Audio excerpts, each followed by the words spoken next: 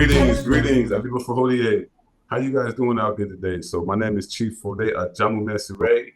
I'm here with Sister ERA, and together we represent the African State of Emergency Collective, an organization that's created to safeguard the traveling and the living of the African diaspora while we traverse the African continent. And so we're here with a dynamic presentation for you today.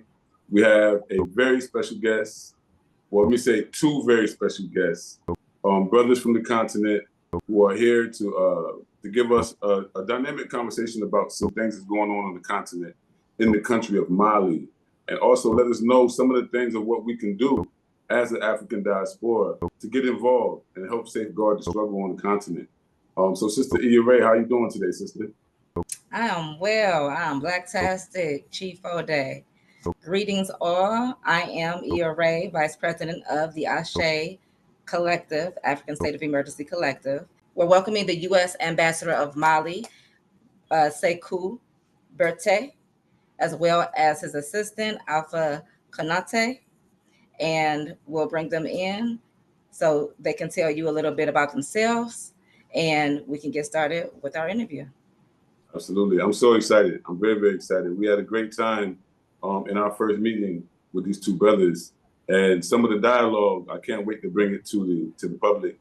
We have a lot of Pan-Africanists, a lot of concerned Africans in the diaspora that need this information. They really need to have this connection to these brothers. And so with no further ado, I think I'll go ahead and bring these brothers back out, and they can introduce themselves and we can move right into the program. Welcome, Brother Alpha. How you doing? Greetings, Ambassador. Thank you. Greetings, Ambassador. Yes. First, I want to appreciate you guys for honoring the invite. It's a major accomplishment for us because we want to be able to facilitate the reconnection and make sure that we can have these dialogues and know at least where you stand, so we know how we can stand with you. For sure. So thank you very much. Thank you too. We are happy to reconnect with you and to continue the conversation we have been studying, for many days now ago. We're happy to have you.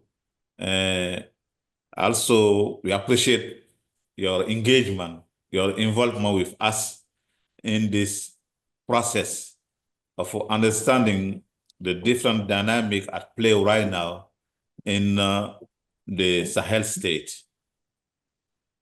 Thank you very much. I know a lot of people have questions because there's been a deliberate media blackout of what is really happening. Even here, I'm here in Freetown, Sierra Leone.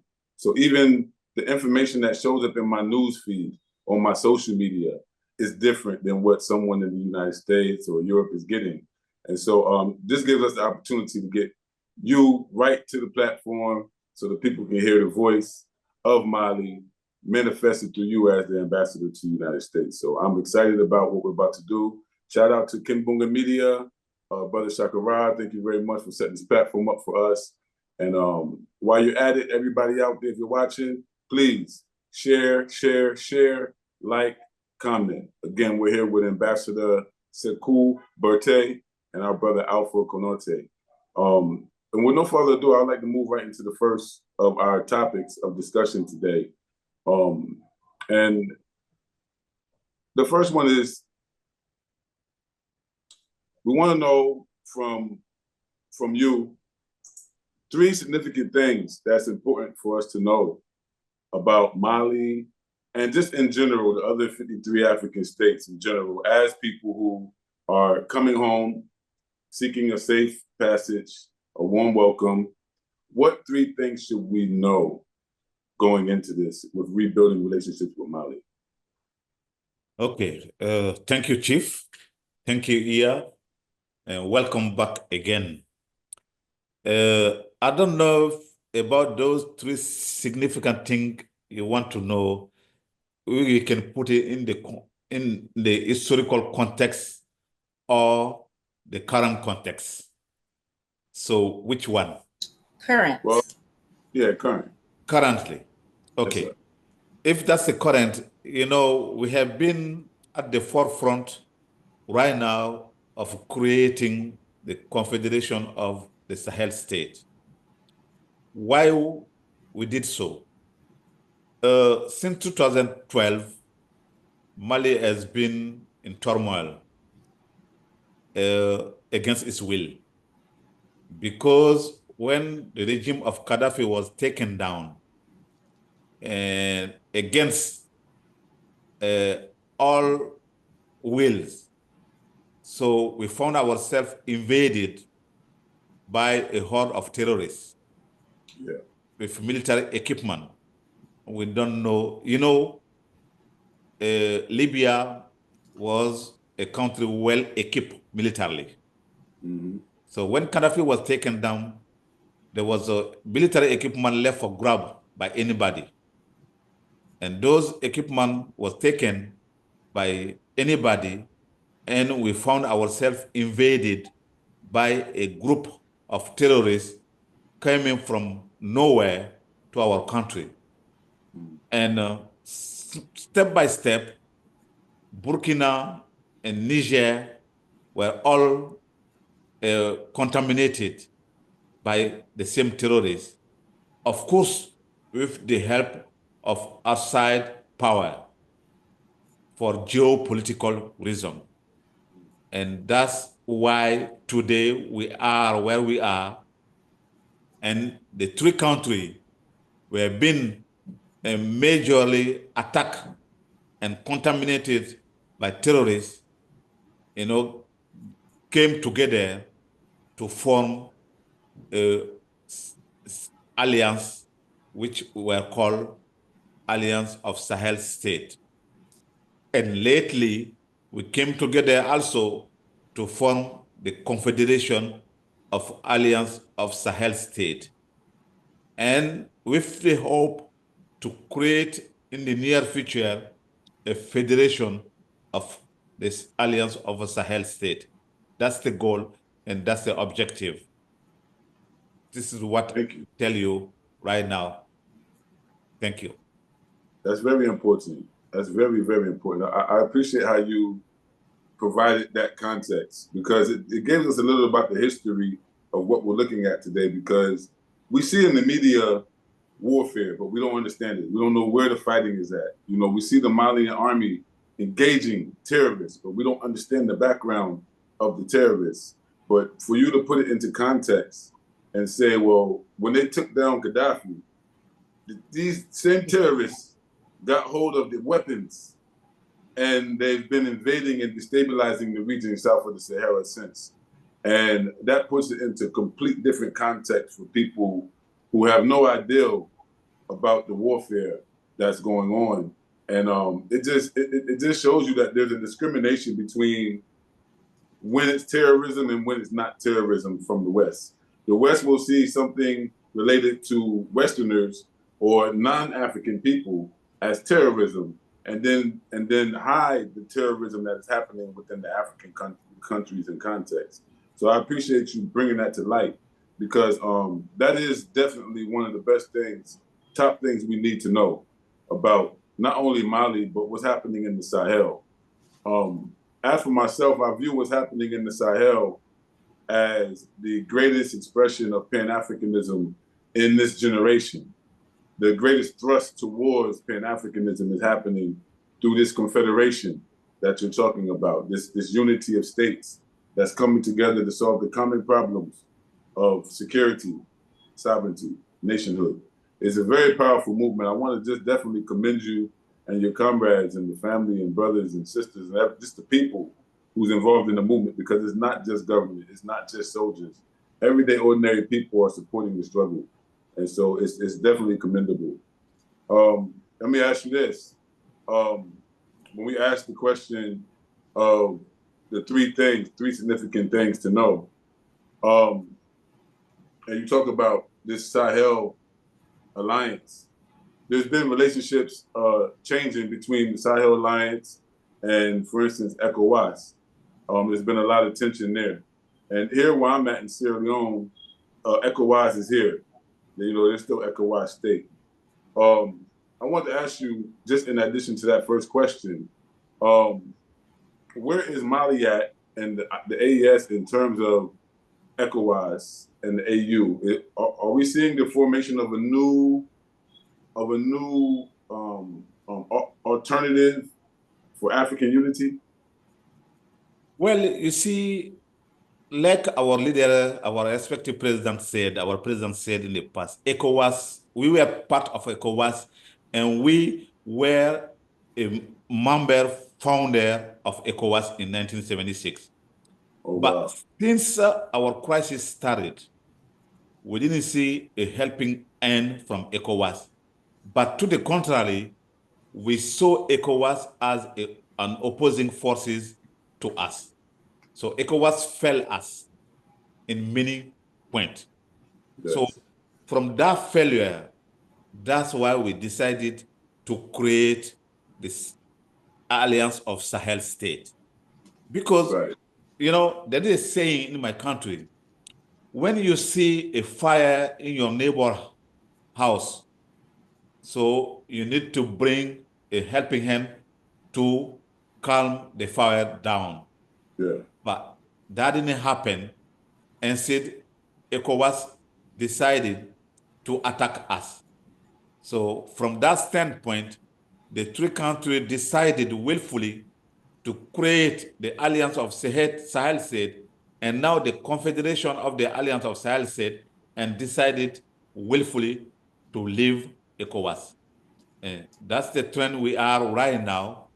But you need to understand that the term of leaving ECOWAS will be decided with no constraint, and willfully the two will sit down and decide the term of the divorce. And that's where we are into. That process will start soon, and you will be aware of that. Thank you.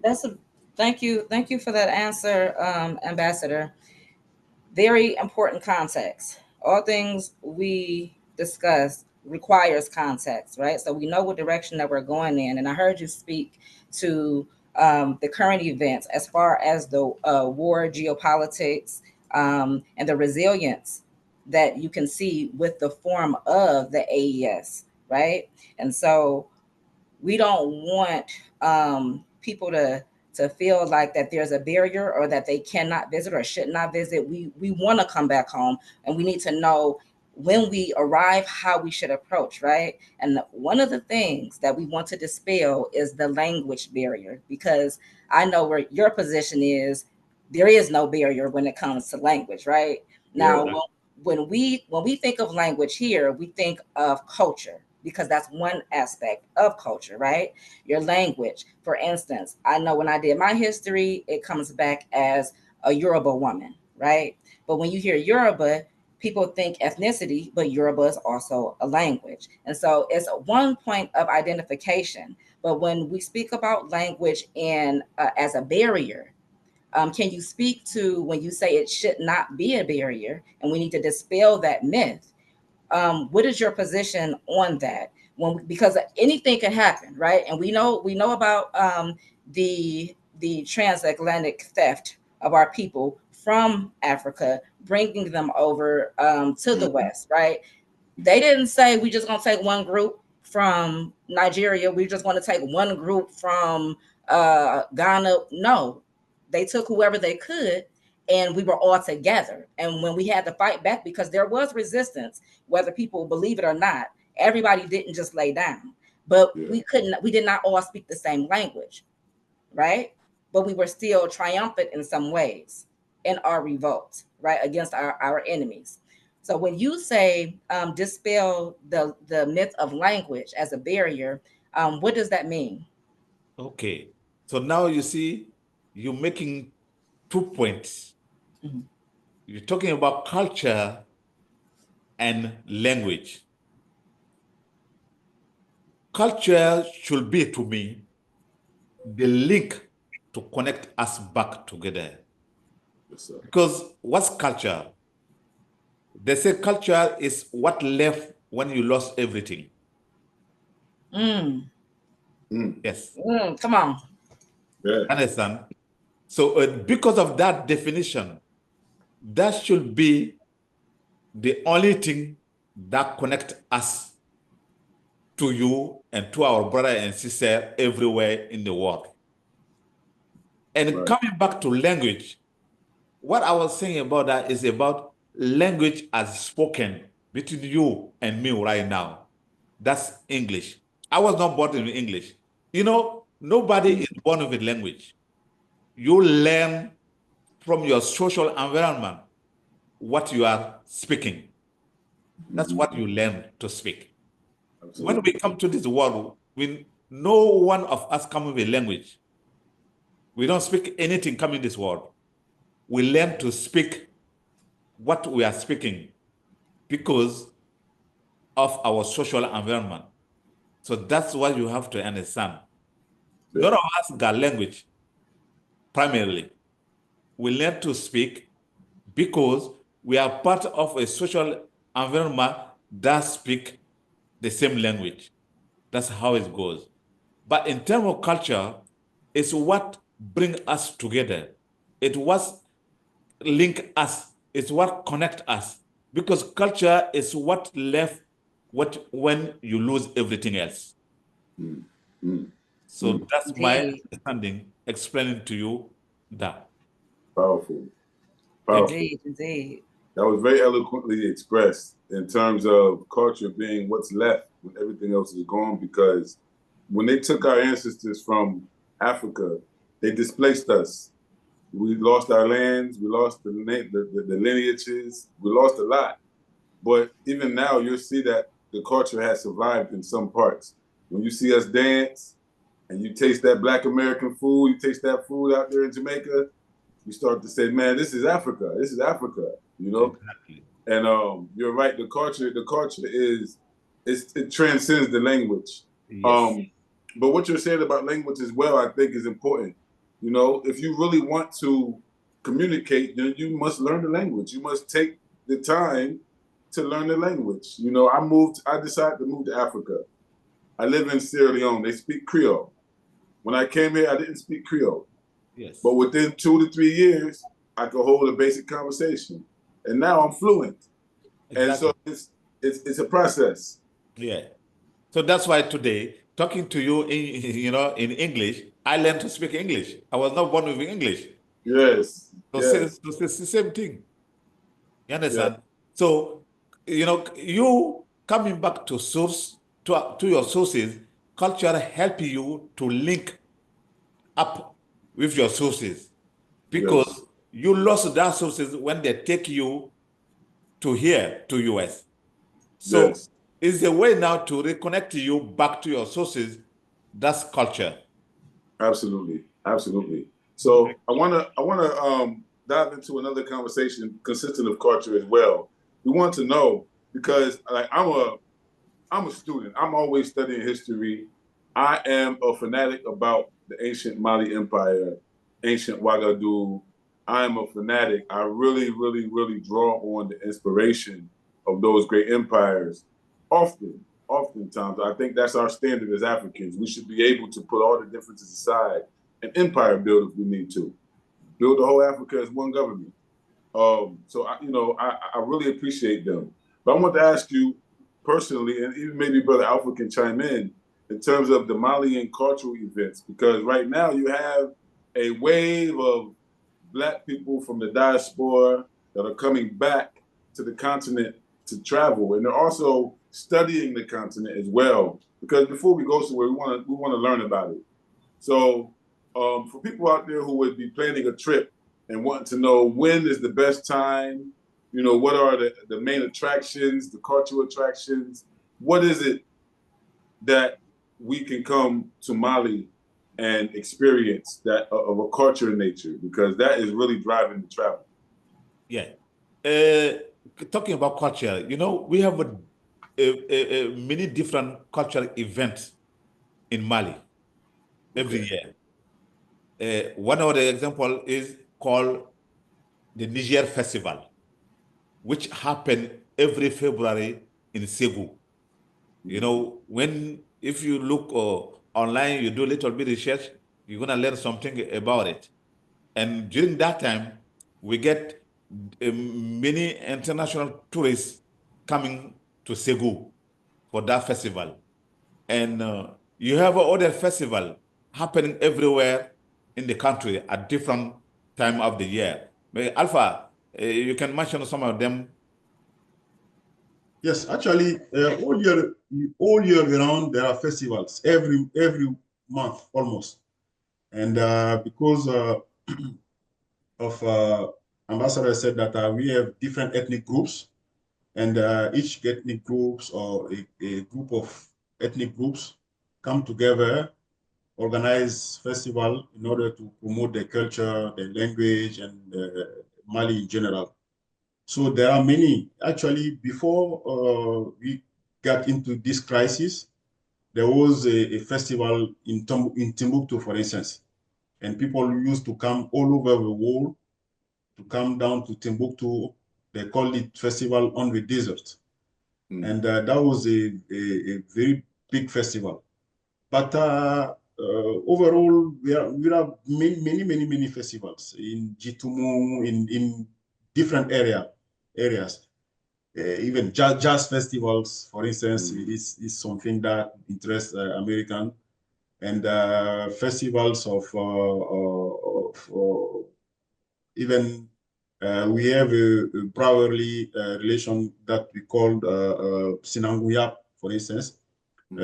It's a brotherly relationship between ethnic groups, whereby we in the past, in the history, between ethnic groups, there were some agreement of non-aggression, and therefore, until now, for instance, between Malenke and Bambara, there are some relations whereby we cannot offense each other, for instance.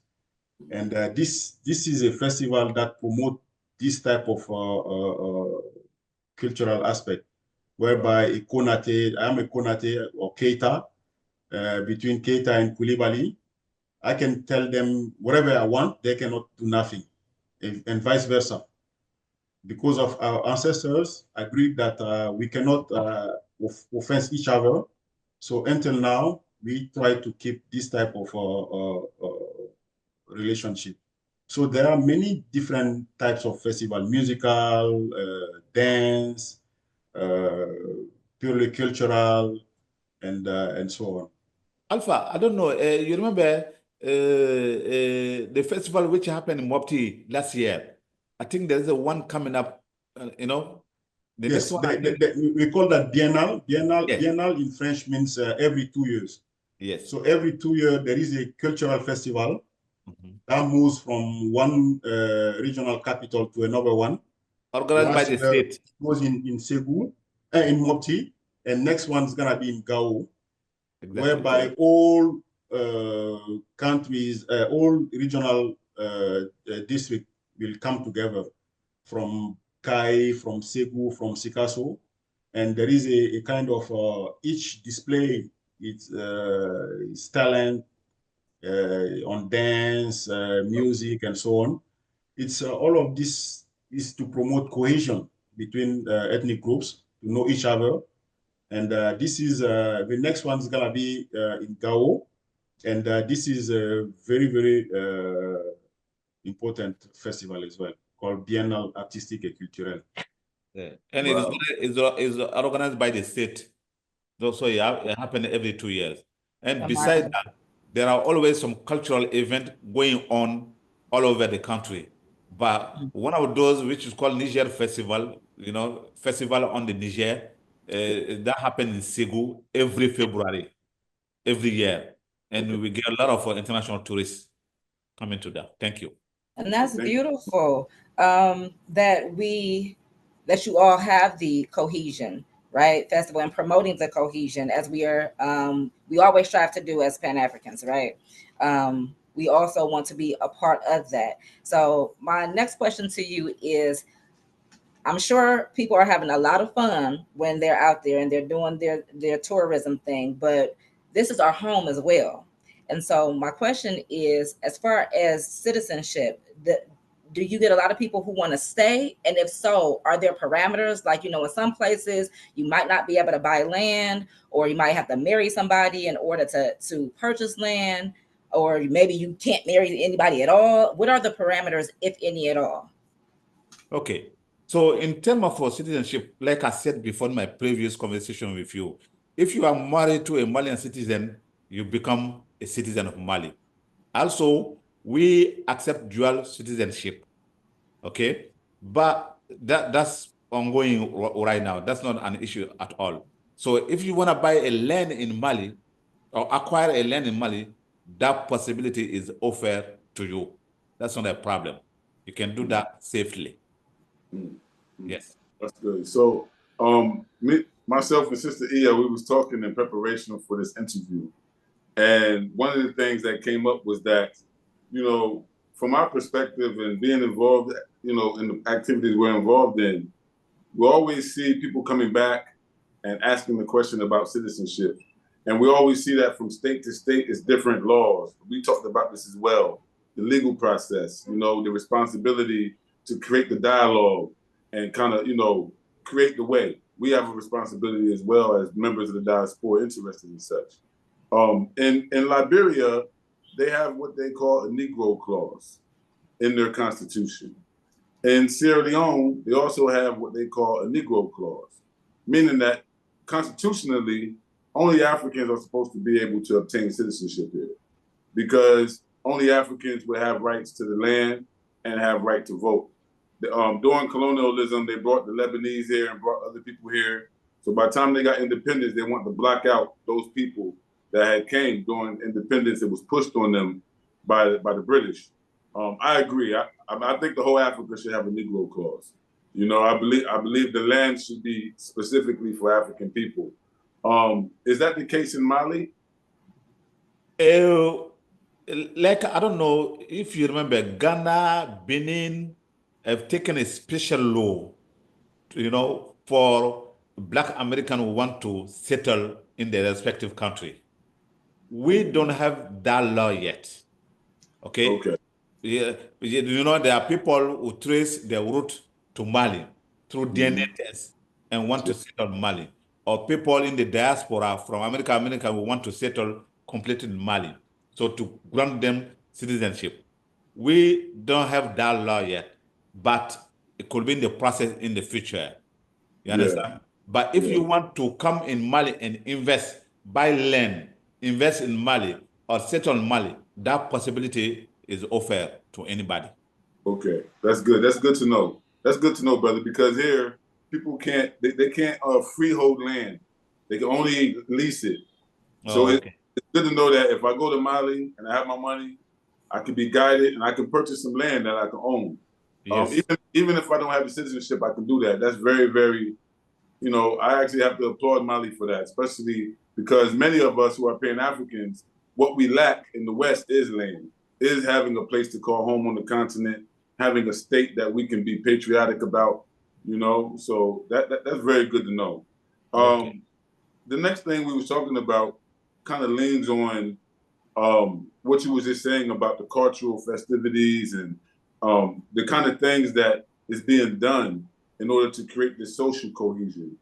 I can see it leaning heavily on the ancient empires, because I can see how Ouagadougou, or ancient Ghana, was very similar. It had a different ethnic groups. It was very festive, and they had these these codes of behavior and relationships between the clans and between the kingdoms that made it like a nation, more of a national unity. And now that you're saying that the AES is now going towards Confederation and things like that, it made me think about the fact that even when you go back in ancient history and you go back to ancient Ghana, it was an alliance of 3 states: Mima, Mali, and Ouagadougou. And then even Mali was also the alliance of those same 3 states, except for they had a different ruling group, the Mandinka. And then lastly, you had the Songhai from Gao.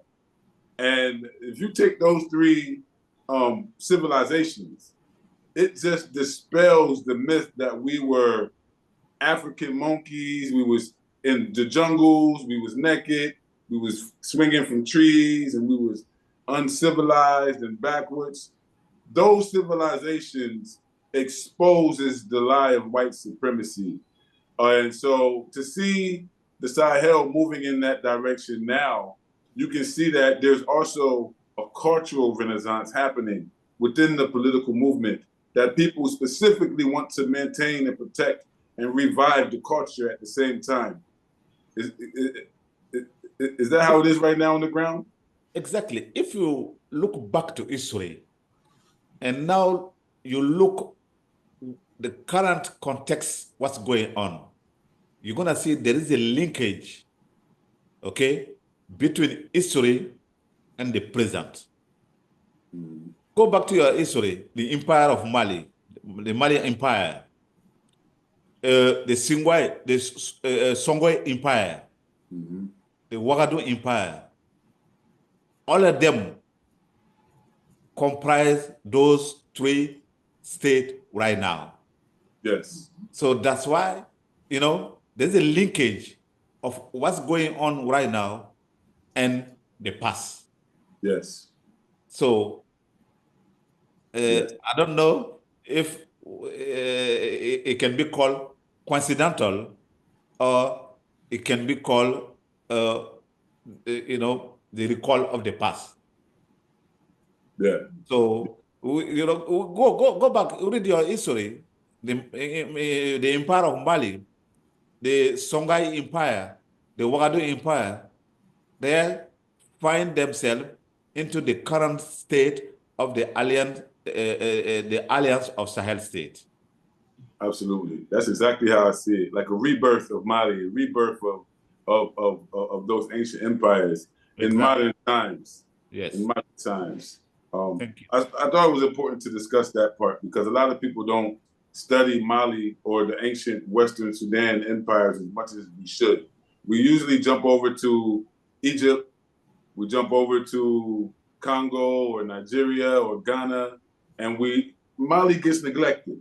Mali gets neglected. The Sahel region gets neglected in terms of historical studies and people having that connection. But like we said before, many of our ancestors were taken from these same civilizations, and they went to America with instruments. They went to America with tools and science and knowledge of planting rice and cotton and things like that, that we cultivated back home in Africa first.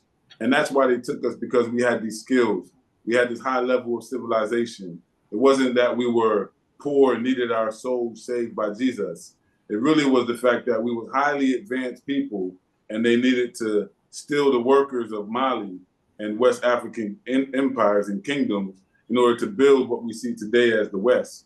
So thank you very much for making that comparison. I typically see it like that because I have a historical worldview. I want to bring that out for our audience to also have that context as well, so they can see that. They can see that, this is a new beginning for Africa, really. It really is. So many people need to unite. People need to learn from history. Because in order for you to move forward, you need to know your past, your present, and that helps you a lot to move forward with yourself. So people need to learn from the past.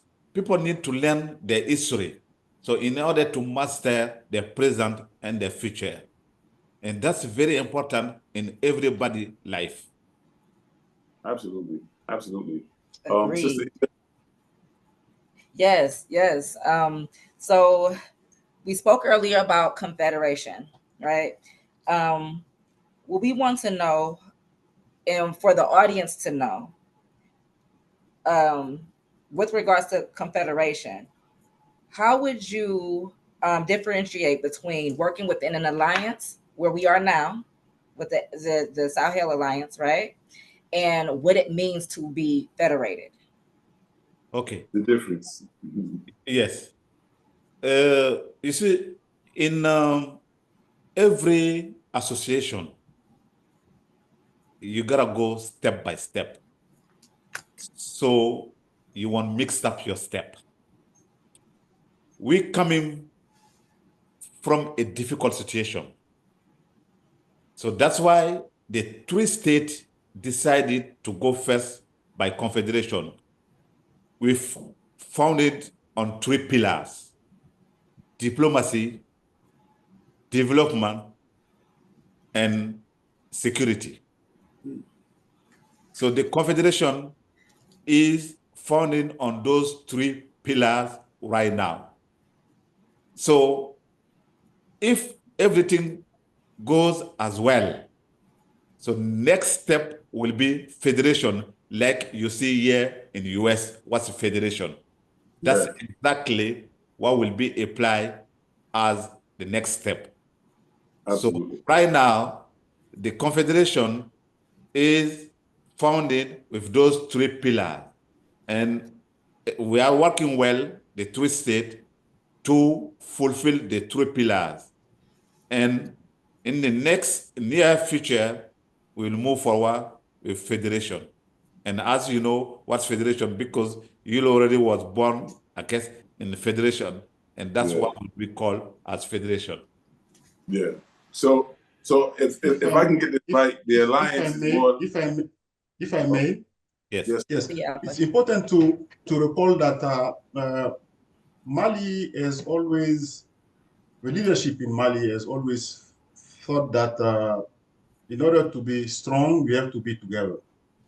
That's why even at the independence, Mali thought that we should go together as one independent country. And if you recall, Mali was united with Senegal as a federation of Mali before Mali, Republic of Mali existed. It was a federation of Mali and Senegal. At the beginning, Burkina Faso, which was called Haute-Volta before, was part of it. But at the end, Mali and Senegal went together for independence. That was a federation. And I guess our leadership took a lesson from that, because a federation is a higher level of confederation. So the end goal is to make a federation between the 3 countries. But for now, it's a confederation whereby each country has its own leadership, but they come together on those 3 aspects Ambassador talked about: defense and security, development, and diplomacy. So they try to coordinate the approach on these 3 aspects in order to deal with other countries and organizations. Also, I want to add that, you know, the Confederation with 3 pillars, that's what we call the 3D of the Confederation, which the Confederation is founded right now. What we call the 3D: diplomacy, development, and defense. Defense. Yes. So the 3 states are evolving right now on this 3D. We have the same diplomacy, we have the same development goal, and we have the same defense goal in terms of security. Absolutely. And if all those 3D are really observed and attained, the next step will be federation. And also to let you know that the charter that founded the Confederation, in the charter, there's a provision that says we are open to any other state which want to join us in our objective. That is something that I was going to ask you. That was something that I thought was so important as well. You know, us understanding federations, meaning that we're moving towards a more centralized form of governance. Exactly. Now we'll probably have a single parliament or have a single form of government now, and those countries will become states of a single country. Within the federation, exactly. Absolutely. That's a very powerful, very, very powerful movement. And so I think that other countries will eventually fight to join this alliance and this federation. Like I said, for me, it's the highest expression of Pan-Africanism in the state of state formation that we've seen. When we go back, and brother just mentioned about Modibo Keita and Sunjata, what's his name? Sekou Touré and Kwame Ture and Kwame Nkrumah. Yes. All of these greats, they had a different Pan-African vision than the current Pan-African leaders. And I see the rebirth of that vision when I see the AES. I see Thomas Sankara reborn. I see these giants of Pan-Africanism reborn. So it's looking like a new state is emerging. A new United States is emerging in Africa through the AES. And, you know, it's a very powerful thing. I want to commend you guys and just the whole nation of Mali and the whole AES state for the work that you've done. Brother Alpha, you talked about the previous federation between Mali and Senegal. And from what my understanding is that it didn't last too long. There was outside interference, the same kind of thing we see now. People trying to isolate you guys, trying to demonize you guys. And, exactly. And so it frustrated that unity. How long was that first alliance? What happened with the Federation of Mali in the past, which lasted only from I think 1 year, or Alpha, if I'm not mistaken. It didn't last 6 months, maximum 6 months. 6 months like that. Yeah, okay? 7 to 9 months. In 1960, because we didn't want to see us together as powerful. And for them, for outside power, especially the former colonial power, France, saw that as a threat, okay, to them. So they did everything possible to take it down, to break it down. Like right now, they're doing everything possible also to break down our confederation, which we are aware of, and which we are trying to do everything possible to resist the outside meddling in our business. Absolutely. And so as we spoke about diplomacy, right, which we are doing here. And so for the Africans in the diaspora, when we communicate with the continent, we want to be able to contribute, right? And so that's why we disseminate the information and talk about the current events, everything that's going on there. So because they don't want us to know, really. And once we do know, we have a responsibility, right? So besides us disseminating the information, how else can we support the AES and Mali, right? With understanding what's going on and whatever type of investment that we can make, right? What is it that we can do besides disseminating the information? I think disseminating is one of the most important steps already you are doing. And also, you need to have more networking, more and more, so that people can be aware of what we are doing and what we did and what we plan to do. Okay? Through networking, that's very important. And also to undertake trips to the different countries. That will highlight, what you are doing as a network and also what we are doing as country to help have the word out. Yes. We should take intentional trips, family, intentional trips. Yes. Absolutely. Yes. So that's very important. It will highlight, your work, and also it will help us, have, the right word toward you to explain to you at first end what we are doing. And that's also very important. And through those trips, there will be people interested to settle, to invest, and to know more about the respective country. That's very important.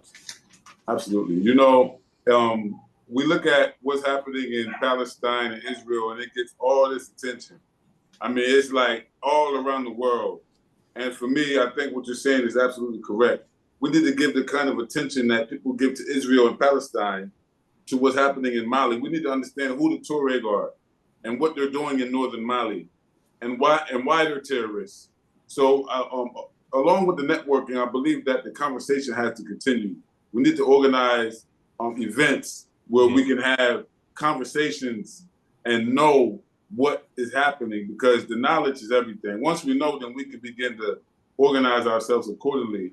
I just wanted to piggyback off what you said as well, Ambassador, in terms of the importance of traveling to the continent. You know, it's one thing, you can talk everything you want out there in the diaspora. It sounds very good. It's fine. It's great. You can wear the clothes. You can talk about Africa. But when you come home, you know Africa. You want to talk about it anymore. And you'll be able to figure out what you can do, because I'm sure there's a lot of opportunities to do there, but it's best to just go there. So I want to ask you also, well, really, I want to commend you as well, because in our previous conversations, we talked about the economy, you know, the economic opportunities that's there right now. And I believe it was the #1 cotton production in the world last year, that the textile industry, this year, textile industry is open right now. There's other industries as well that Brother Alpha was talking about the last time, about the tourism and, you know, the energy sector and all these different things. I know even now in Sierra Leone, we buy a lot of our solar plates from Mali. So I know that there's a lot of economy there. That's probably why they want us to not look at Mali. There's a lot of economy there. And those of us in the diaspora, Sister Iya, we have the resources and we have the knowledge, we really do need to turn back and get more people connected to these opportunities, simply as Africans who should be building a cooperative economy with our brothers and sisters on the continent. So definitely. Can we talk about some of those opportunities? Yeah, because, you know, it's good to have this conversation, but it's also better to undertake some trips to the different countries, so you have some live experience to share with your brother and sister. And from that live experience, you will get some sense of yourself.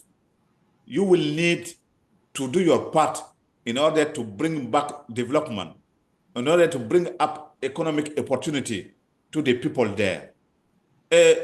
You talk about textile. Mali, Burkina is one of the most producer of cotton in Africa. Sometimes Burkina is the third, Mali is the fourth. Sometimes Mali is the third producer and Burkina the fourth producer. So we have, in terms of textile, lot to offer. In terms of gold, we are one of the best producers of gold on the continent. Okay? Lithium. Right now, we have discovered a big deposit of lithium in my country. And in terms of energy, the people are much more interested right now on solar, part of solar plant, so they can produce energy individually in their respective home. So you from here, you can export, you know, solar plant or solar part in Mali, so people can buy and use for their individual needs. And that's very important also. Absolutely. Alpha, you have something to add to that? Yes, I will come back to agriculture, agribusiness. Exactly, livestock. You know, Mali, in a African context, is a large country with over 1,240,000 square kilometers. And it's centrally located in West Africa. And we have more than 1 million hectares of arable land that you can produce anything. We have sun all year round. And it just lacks investment. So if our brothers from diaspora would like to come, they don't, we want investors as well, not bringing aid, but invest money and get profit. People, our brothers should understand that it's not a charity. They can come and invest and bring back the profit wherever they want to go. Make and something out from the investment, yes. Even the food stuff, there is a growing need needs here. You can produce there and bring it over here. You can process it. For instance, shea butter. Shea butter is, Mali is one of the biggest producer of shea butter, for instance. Mango. And you're gonna find that in every cosmetic products right now, shea butter. Mango, unfortunately, we have one of the best mango in the world. Yes. But because of phytosanitary and sanitary restrictions, we cannot export raw mango to the US. This is something that could be explored as well. We produce a lot of fruits, and all of these are something that it does not require to have millions of dollars. With hundreds of thousands of dollars, you can invest money and get profit out of it. So this is one of the aspects you should pay attention to. Yeah, exactly. So there are many investment opportunity out there.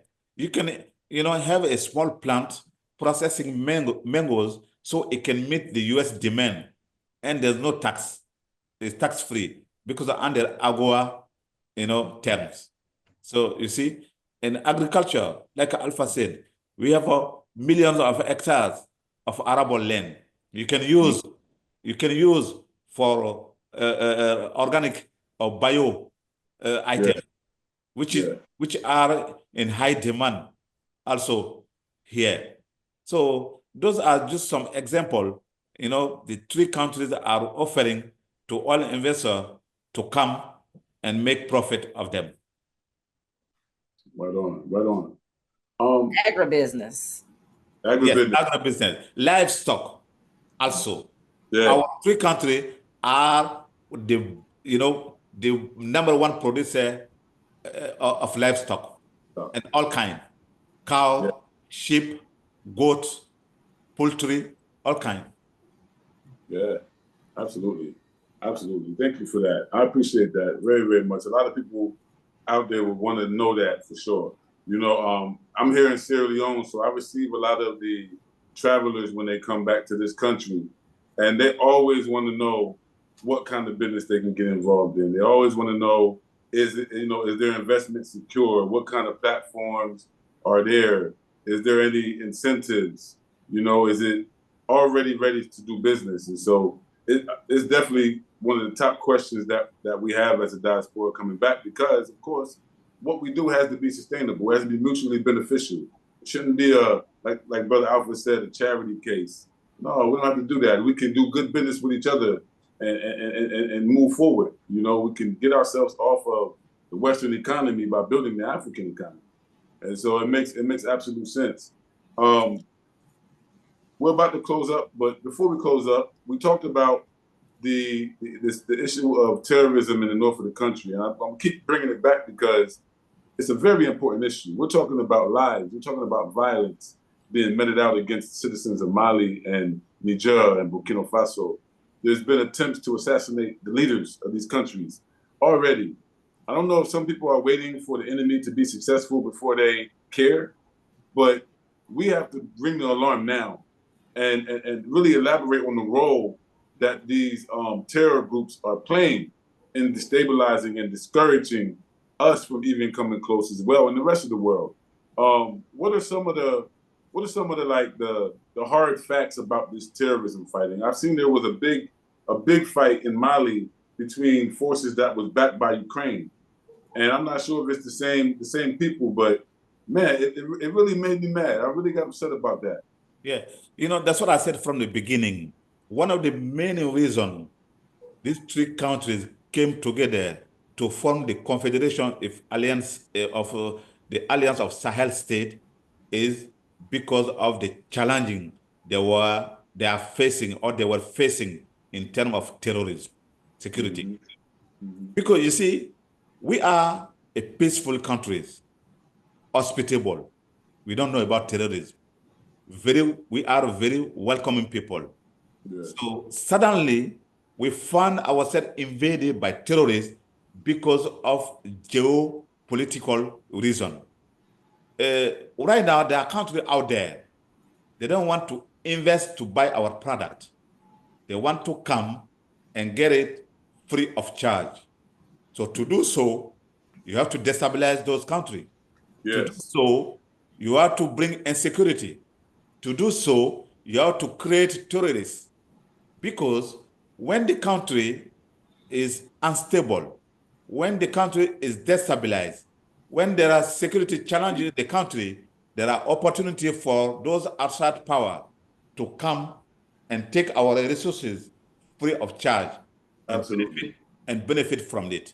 People have to understand terrorism is designed for that. Terrorism in African country is meant for that. That's why it was brought there, because they don't want to put the right price for our resources to get it at the right price. They don't want to pay for it. That's one of the goal of terrorism in Africa. That's that.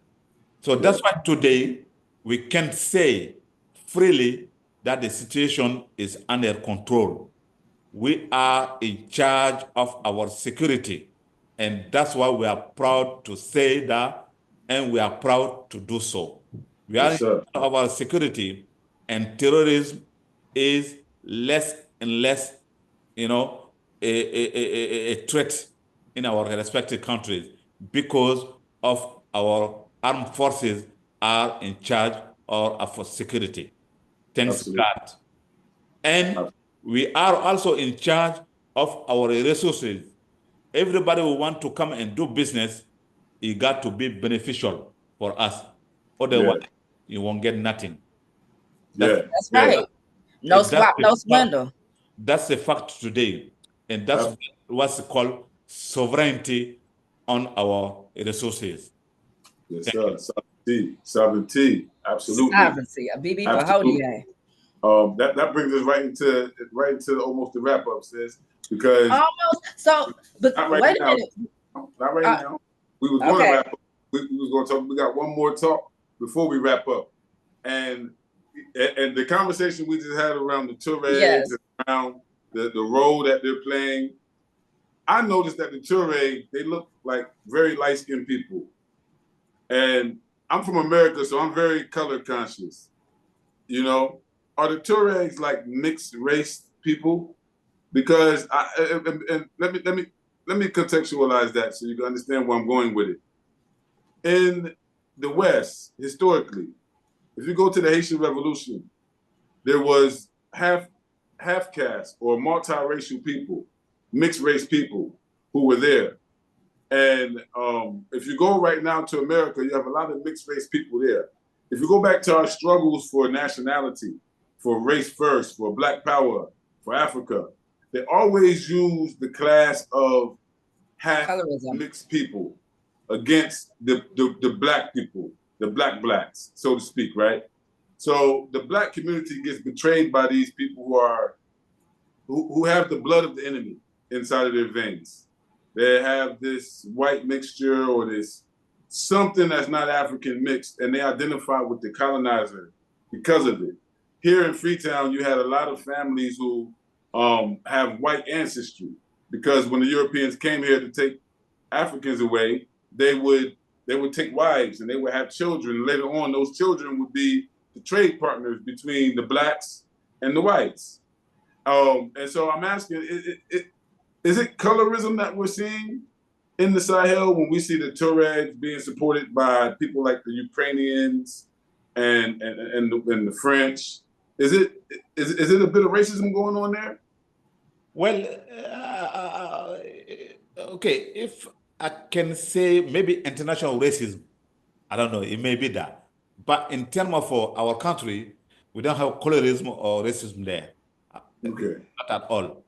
And I'm seeing a lot of interest from African American really to go to Africa, especially to go to the Sahel state, or to visit our alliance, our different states.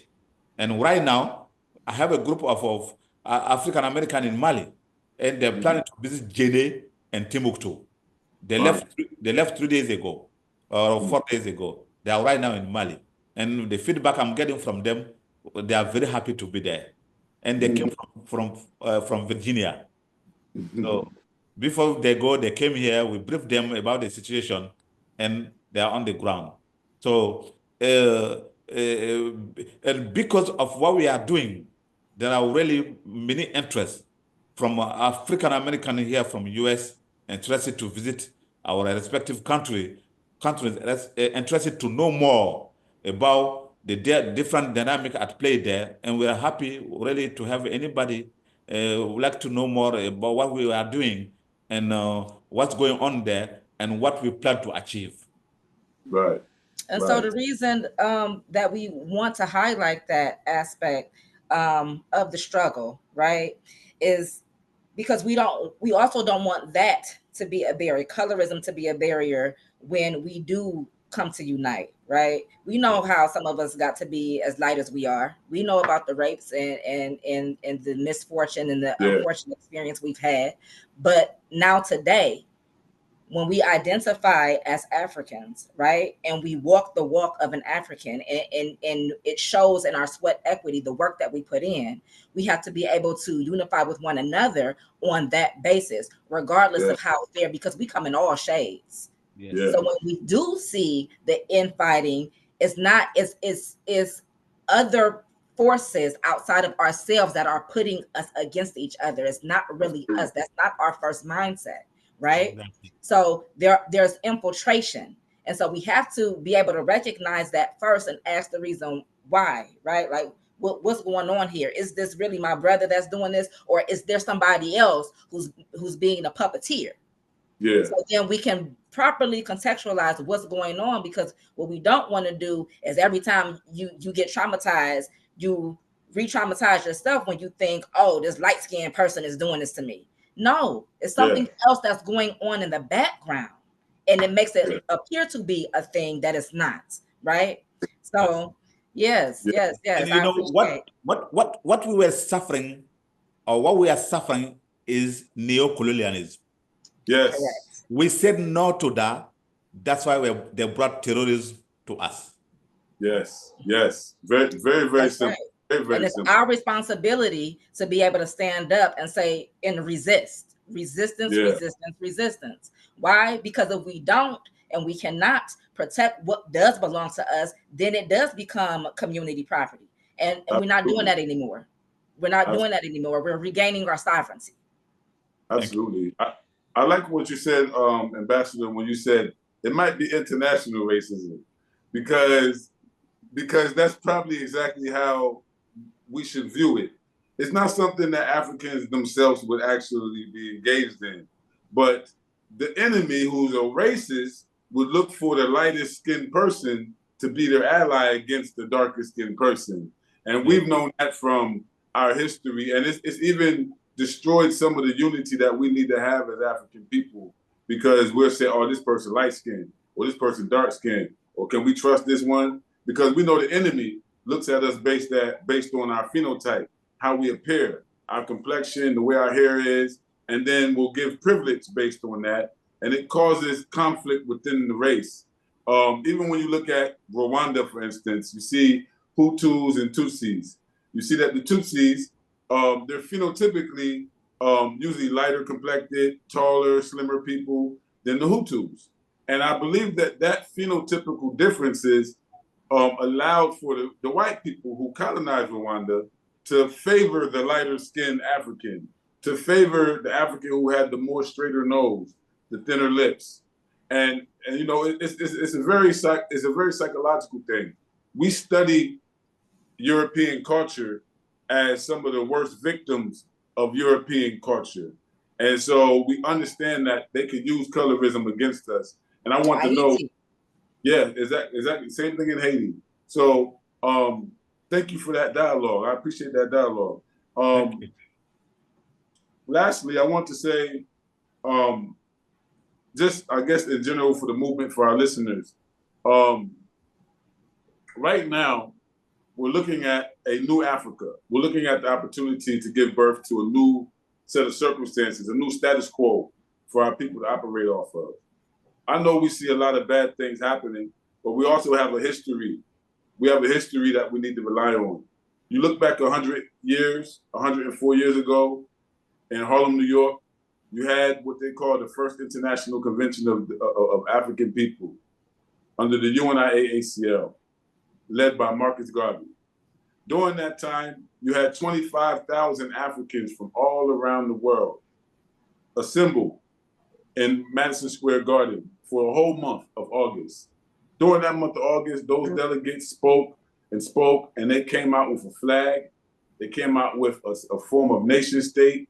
And mind you, this is before any of the African countries had got quote unquote independence. So we know that our movement in the West has always been in unity with the struggle here on the African continent as well. If you go back to Ethiopia being invaded by Mussolini, by the Italians, you see that Tuskegee Airmen came over to the rescue of Ethiopia. And so there's always been this love and affection and this desire to be part of Africa's unity, to be part of Africa's redemption in this world. So I just want to assure you guys, representing the mighty state of Mali, that we also in the West, particularly those of us in the United States, where we don't have a nation state. Like where you have Jamaica, you have a nation state. You can have an ambassador from Jamaica. You have a government in Jamaica. But for the Africans in the United States, we're like just a subordinated group. We're more domestically, internally colonized. So we don't really have a state.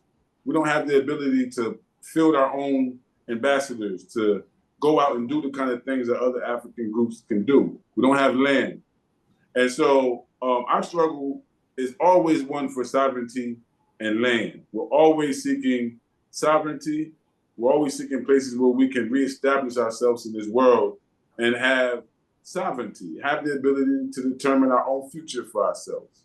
And so for me, I wanted to give you on behalf of the UNIAACL, on behalf of Basani and the African State of Emergency, I just wanted to really appreciate you, Ambassador and Brother Alpha, for what you guys do.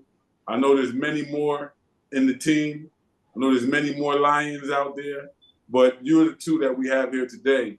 And I just really want to give y'all the appreciation for the motivation that you're providing to us, the freedom fighters, the Africans who know that we got to fight for our freedom.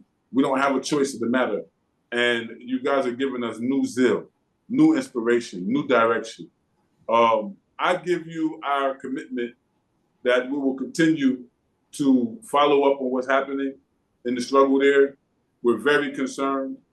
And we'll spread the word. We'll continue to spread the word. And I also will try to find more platforms that the two of you will be able to also, address our people on. It's very, very important for you guys to be out there, for people to network with the right people. There's certain African diasporans who really need to have a sit-down, quiet, private conversation with you guys, because we're sick and tired as well. Right now, you had the elections, yesterday? The elections was yesterday, yes. The U.S. election. Yes. And the last time Trump came to power, my phone was going crazy. Everybody wanted to come to Africa. I want to go to Africa. I want to go to Africa. They was ready to run away. Passports. Yeah, they was ready to run away. And so I see that coming again. And so this interview is timely, because I think that we should also always remember and always consider Mali and the Sahel states as home as well. We should never neglect this region of Africa. We should know its history. We should be connected with the people. We should be doing commerce, business there. We should be learning the language so we can speak no matter who we are, and just reuniting with Africa. Thank you. Thank you so much for being a guiding light for the rest of us at this dark period. That's what I want to say to you guys, because it's powerful. Our ancestors are working here. And whatever God you so choose to believe in is working here. When you look at what's happening all around the world, this is all that's left to happen is African liberation. So I believe that the hopes and the desires of our ancestors are being realized through the work and the sacrifice of the people of Mali, Burkina Faso, and Niger, right now, today. And we have to catch the ball. We have to defend this alliance. We cannot let what happened before, when Mali and Senegal had their federation, to happen today. And as the ambassador said, they're trying. They're trying right now. They're trying to destroy the alliance. They're trying to undermine the alliance. They are working to defeat our people right now so that none of us have a chance. And so this intervention, this interview is so timely. I just wanted to appreciate y'all as my last words before we close out. Thank you so much, Ambassador. Keep doing the great work you've done. I've known that you've been in this for some time. At least a quarter of a century, you've been an ambassador. You've been doing diplomatic work. You've been representing Africa from Mali. Very powerful work. And I know that none of us can work alone. Thank you, Brother Alpha, as well, for the work that you do. Because I'm pretty sure that Ambassador can't do everything without you. That you two are brothers, and you're showing the kind of solidarity and camaraderie that is indicative of the AES and this current revolutionary movement going on in Africa. We thank you. We thank you so much for honoring our invite. Sister Iya. Too often we call for the leadership of our Africans and elsewhere, right? But we don't defend. We become armchair revolutionaries, and that's what we want to get away from. So when we sit before you and we say we want to invest and we want to partake, we want to contribute, we are sincere in that and doing the networking that you say that we need to do. So I also commend the AES. I commend Mali, Burkina Faso, Niger for coming together and showing us what it looks like and how to Sankofa ourselves and go back. It's not a coincidence. It's divine order, and all things are in divine order. And so as we sit here today, we also stand firm, and we're going to continue to do the work that our ancestors did and that we are called to do, as we also prepare our future generations to come forth for the sovereignty of Africa into perpetuity. It's not just for right now. Yes. It's not just for right now. It's not just the politics of today. This is for our future and the sustainability of who we are, self-preservation. Yeah. If it's not that, what are we doing? So I appreciate you, Brother Alpha, and because listen, we have to be a thorn in the side of hegemony. Because at one point we were in power. What we have to do is be able to decalcify the power that we have that is lying dormant and really activate that, right? And when we activate it, we have to know how to wield that. That's where that diplomacy comes in, right? Oh yeah. And that's where we have to be able to develop who we are and who we are to become, right? But like I said earlier, if we're not willing to protect, or if we do not protect, it's fair game. And we're back into the same cycle that we are now today, having this conversation to be able to break that and restore the sovereignty of Africa. So with that, I say Modupe, Asante Sana, I say Madasipa. Thank you for being here. Gratitude, abundant gratitude. Okay. Thank you all very much. So any last words from you guys before we close out? Definitely. Yes. Really, I'm very appreciative to have this continued conversation with you. And Chief Iya, I just want to thank you for your engagement, your dedication to our cause. Really, it has been a pleasure for me, because, you know, the conversation we had, or we are having, it helps you understand better what's going on. So you can, at your turn, share the message out there with your fellow citizen, with your brother and sister. Because, like you said from the beginning, there are some media out there trying to portray us as something else, which we are not. Like they always do from the colonial time up to now.